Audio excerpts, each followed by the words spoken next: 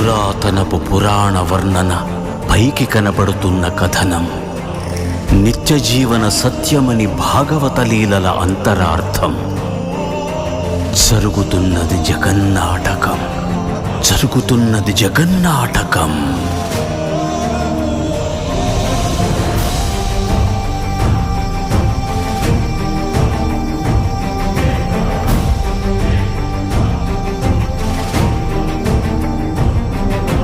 చెలియలి కట్టను తెంచుకొని విలయము విజృంభించునని, ధర్మమూలమే మరచిన జగతిని యుగాంతమెదురై ముంచునని, సత్యవ్రతునకు సాక్షాత్కరించి సృష్టి రక్షణకు చేయూతనిచ్చి, నావగ త్రోవను చూపిన మత్స్యం కాలగతిని సవరించిన సాక్ష్యం.